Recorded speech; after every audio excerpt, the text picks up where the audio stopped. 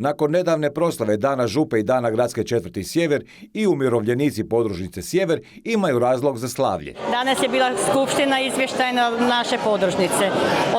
Odazvalo se 120 ljudi, svi lijepo poslavili smo malo, dali svoje izvješće kaj smo radili u 2025. godini, šta imamo u planu za 2026. godinu.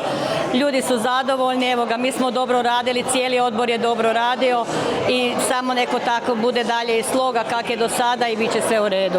Protekla godina bila je puna aktivnosti, a najveće tek dolaze. A toga ima jako puno. Mi smo zbilja bili aktivni, bilo je puno izleta, bilo je dvodnevnih izleta, bilo je kupanja, tako da zbilja ne zna čovjek kaj bi najbolje, najviše i ovoga izdvojili. Bilo je i sportskih susreta gdje smo naše žene iz udruge umirovljenika grada Zaprešića osvojile drugo mjesto na županijskim igrama iz naše županije Zagrebačke i evo ga, ne damo se, evo sad ove godine imamo izazov, mi imamo u 6. mjesecu, imamo tu kod nas sportske igre, mi smo domaćini pa tu je velika obaveza i sve da odradimo to kako treba, plus toga i 80 godina je osnutka ovoga udruge umirovljenika, nije se onda zvala udruga umirovljenika nego ne znam, to je bilo davno i ali već su bile kod nas sportske igre više puta i nikad se nismo osramotili, nadam se da se ne budemo ni sada.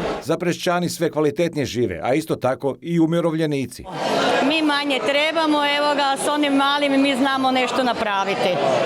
I zbilja smo, evo ga, s malim, ali evo ga, sloga je tu, ništa, nema svađe, nema ničega, to je najvažnije, nema prepucavanja, nego jedna cjelina.